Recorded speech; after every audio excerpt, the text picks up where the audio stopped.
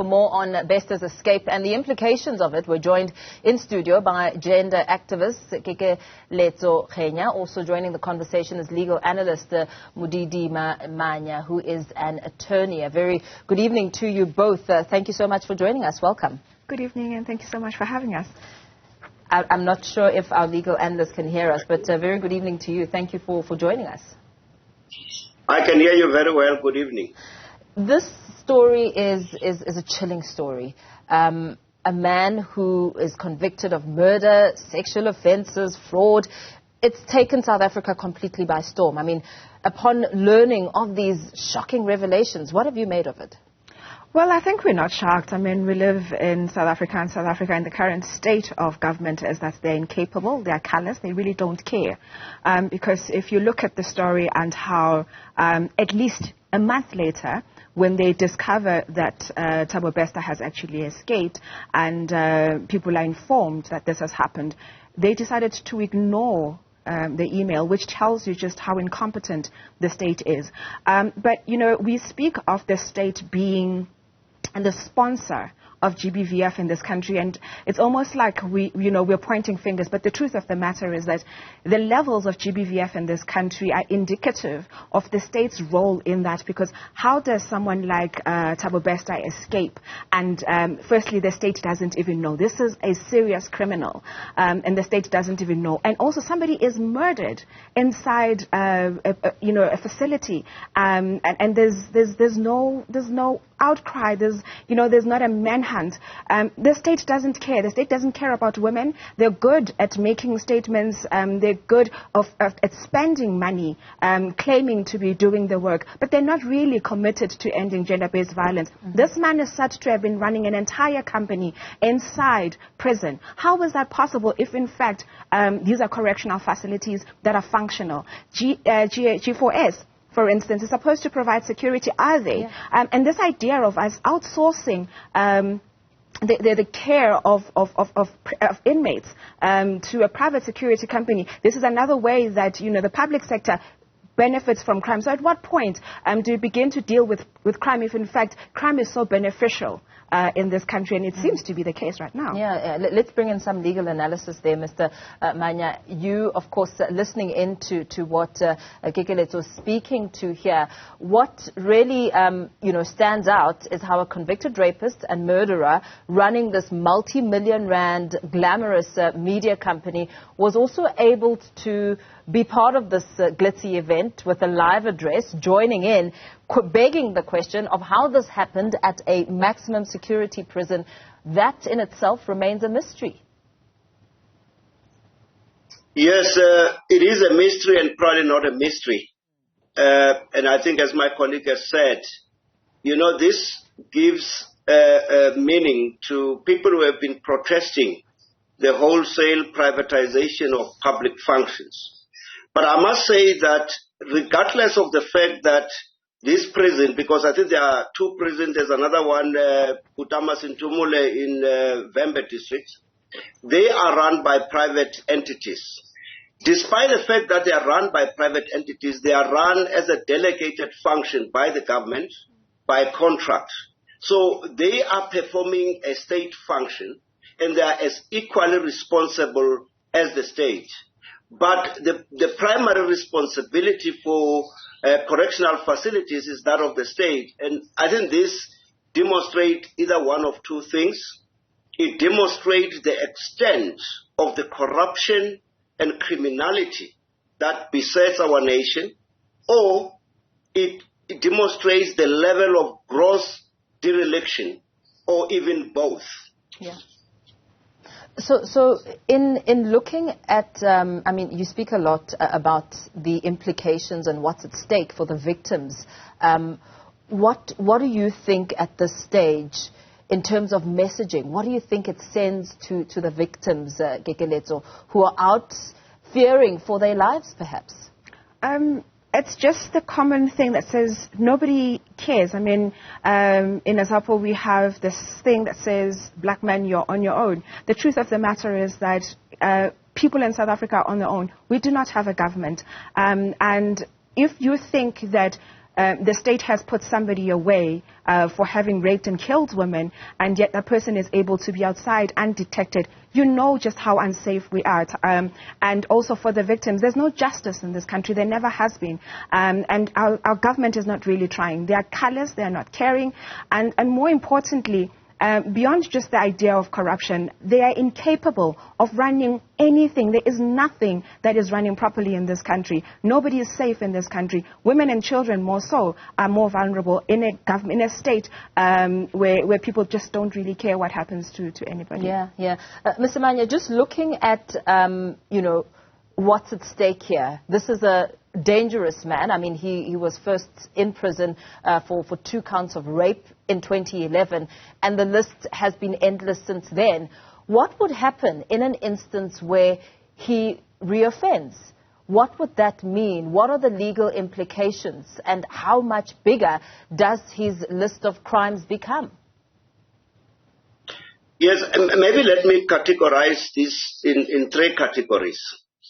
Firstly, to the extent that he may have reoffended after this alleged escape, which I doubt if it's an escape, I think he was released under some very corrupt circumstances.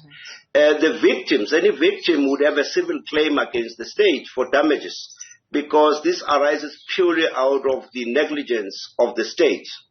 But there's also an important issue which strikes at the heart of our constitutional democracy, is the release of a prisoner in these circumstances is in contempt of an order of the court that confined him to prison for a life sentence, because the court actually ordered him to be in prison, and somebody has decided that he should not be in prison. That person is actually in contempt of court.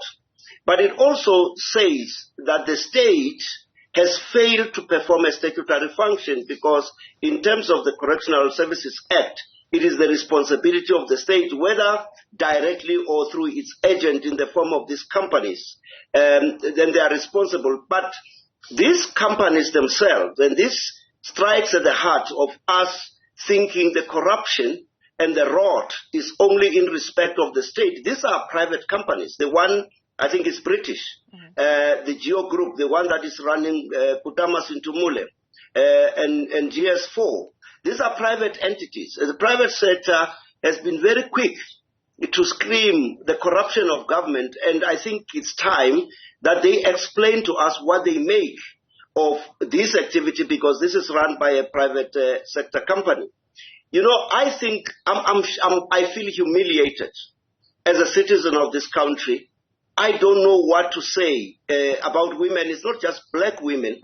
Women generally of all races are subjected to this modern form of slavery, which is gender-based violence. And the state has got an onerous responsibility to deal with this decisively. I think we can talk about other things, but I think this issue of gender-based violence and this case reflects our drastic failure, and we should be ashamed of ourselves, all of us, as a nation, that we find ourselves in this situation. What makes these matters worse is that there are allegations that somebody has been harboring him. And I hope that it is not true that it is a woman who's been harboring him, because other than that being an offense, it's morally reprehensible that somebody who has been sentenced for violating women, and you know, rape is the most violent crime, and we expect at the least that women will be together in solidarity as we fight this. But for a woman to harbor this thug, this person who's just vile, I'm disturbed. I feel humiliated. Yeah. You're actually speaking there about Dr. Nandipa Mannya. The pair allegedly signed rental agreements together, and this was done while Bester was in prison, pretending to be overseas at the time. What are the likelihoods in terms of legal recourse for the doctor? Look, only a medical officer can certify a person dead. What we don't know at this stage is, because we are told that the body was bent beyond recognition, so it may as well be that the doctor was informed that it's Mr. Bester, But if the doctor knew or participated, that doctor faces possible fraud and corruption charges. But obviously the officials who have made statement, because they would have had to report this death to the police, they would have to make statements under oath, they would be liable for perjury, and they would have also defeated the ends of justice. I'm referring there, perhaps there was a little bit of a confusion. I'm referring to the alleged partner who happens to be a doctor. She was allegedly involved in terms of, running things outside while Bester was on the inside. What are the legal implications that she may find herself facing for this? Yes, I mean, as I said, firstly, if the allegation that she's been staying with him since his alleged escape, she would have contravened the Correctional Services Act by harboring a fugitive from justice, number one. Number two, it is possible that she may be investigated and face charges of having participated in aiding him to escape.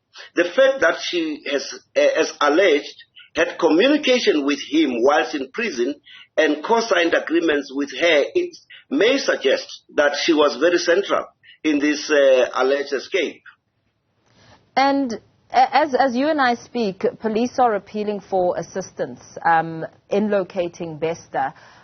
Looking at the charge sheet this time around, I mean, we're also talking about a man who's faked his own death, essentially, and on the run. And, of course, impersonation. We understand he went by many names, like Tom Motsepe. What's at stake on that regard? Look, I must tell you my story. That is if he's still in the country. Yes. Because that's the one thing that we must bear in mind. But he will face, firstly, a charge of escaping from prison, which is very serious. And I suppose every other activity that he has embarked on whilst outside the prison, which is criminal in nature, he will have to face charges of that. But I think at the heart of it is whether he will be found and he will be able to tell us who in that prison assisted him. There's no way that a person can just walk out of prison. It's not possible. Yeah, absolutely.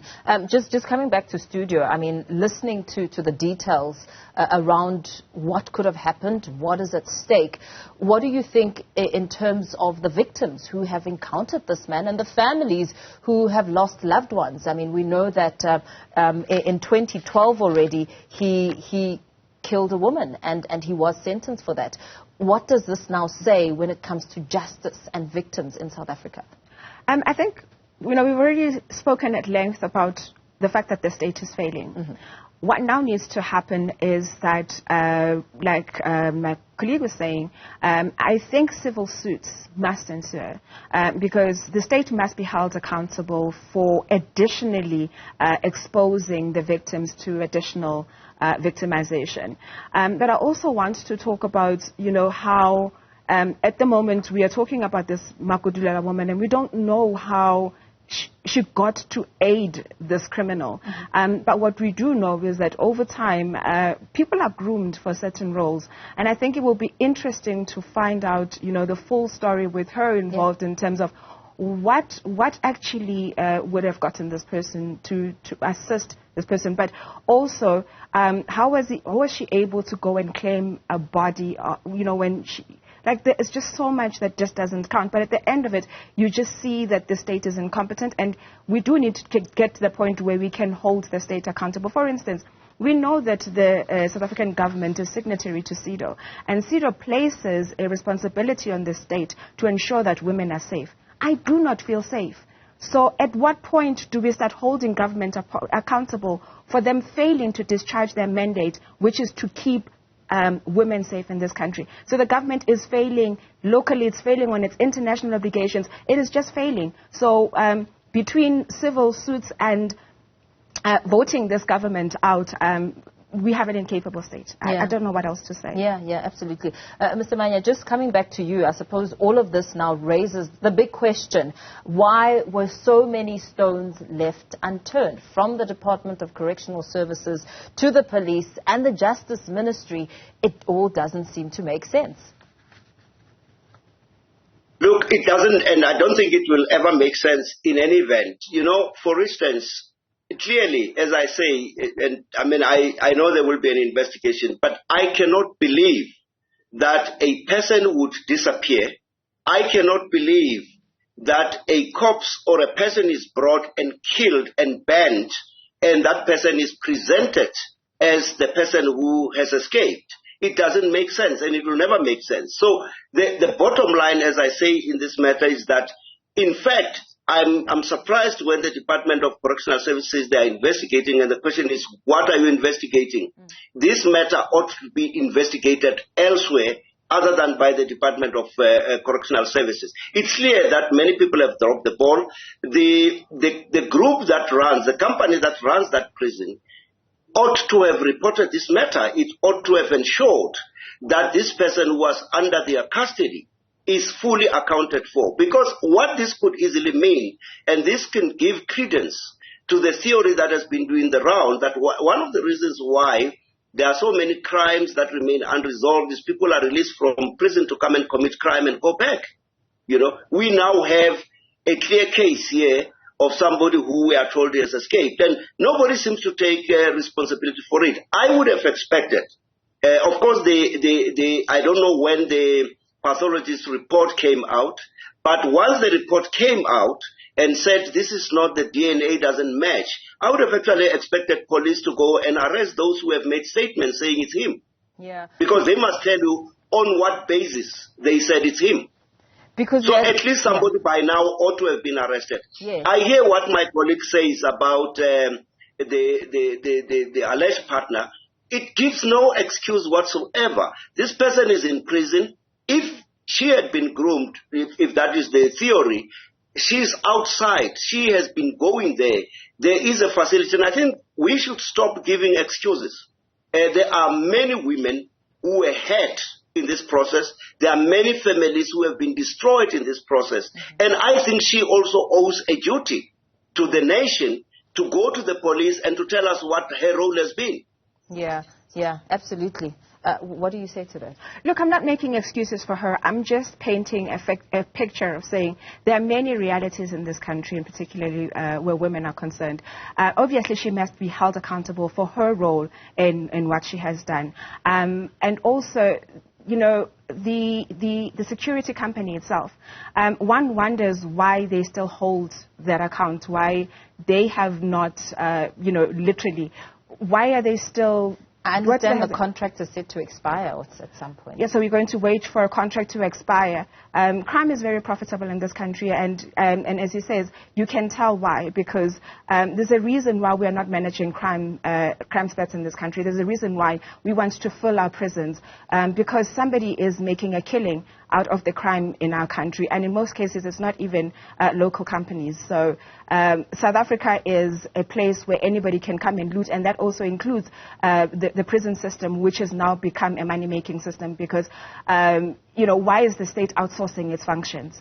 And at this point you turn around and you say they have outsourced their function, and now it's going to be what they do, because this is what our government does so efficiently. It's not my fault, it's this person's fault. This person should have been there. And at the end of the day, the people are left on the lurch. Yeah. Nobody can answer. The state cannot answer. Yeah, and what do you think are some of the really important lessons that come out of this, perhaps painting a reality of what happens on a day-to-day without the rest of us being aware? My colleagues just spoke very recently about how people are said to have come out of prison to go and commit certain crimes. And that is the reality. What we are learning here is that we do not have a correctional service. What we are learning is that the justice system is in tatters. What we are learning here is that corruption goes beyond just what we believe is like a state problem. Corruption is a very wide thing in this country. Yeah. We are also learning that there is no accountability, and proof again that justice takes a very long time. The issue of DNA, it took them a very long time to even test for DNA. Yeah. And when they did, even they could not even trust the veracity of the results, and this is why they probably didn't even act on it. So what it tells you is that the wheels of justice are not working. Literally nothing is working in this country. And in closing, perhaps, Mr. Mannya, you have suggested that this investigation perhaps has to be externally in terms of trying to piece everything together and understand. What do you think will form the scope, or what should form the merits of this case, especially looking at, we understand that an email was sent by the Deputy Minister of Correctional Services, Phathekile Holomisa, asking about the inmate, asking, are you aware that the inmate who allegedly burned to death was supposedly assisted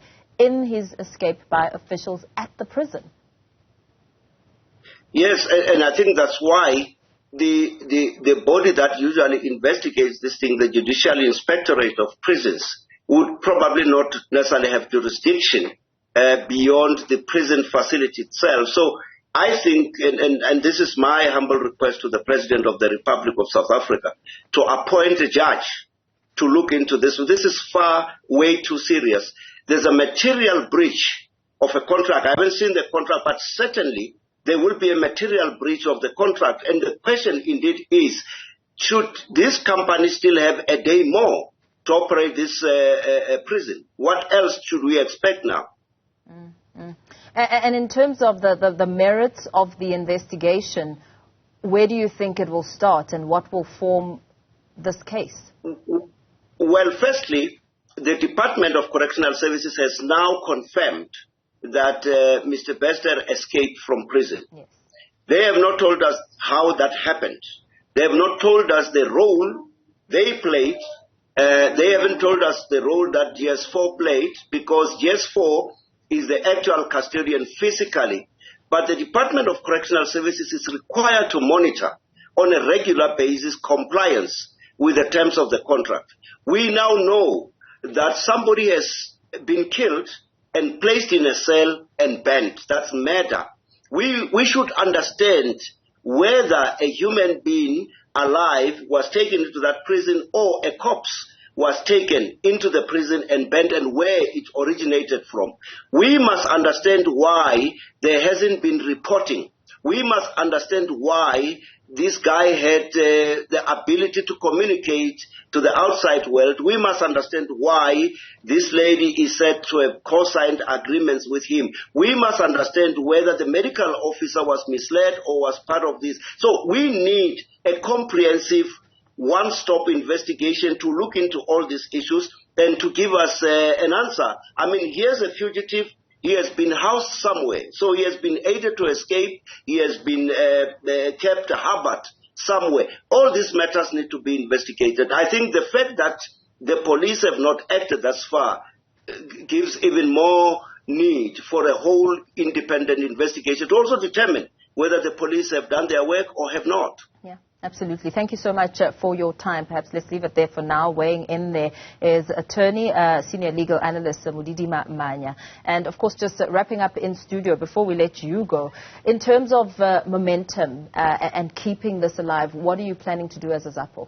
Well, as a ZAPO, we will be following up to make sure that that inquiry does happen, actually. I'm glad that he raised it, because that inquiry will make sure that inquiry happens. But over and above that, we will personally ensure that the Department of Correctional Services is being held accountable for the secondary victimization of the victims of Thabo Bester, because we do feel that there needs to be some sense of recourse for the families that have been let down by the state. It's about time that victims are compensated for the secondary victimization by the state. And I think it's about time that South Africans are aware that the GBVF that we experience in this country is directly as a result of the state. They have sponsored GBVF, because you can tell if somebody like Thabo Bester has done the kind of things he has done, we can almost assure you that he has done something in the time that he has escaped, and he has hurt more women. Yeah. And it happens over and over again.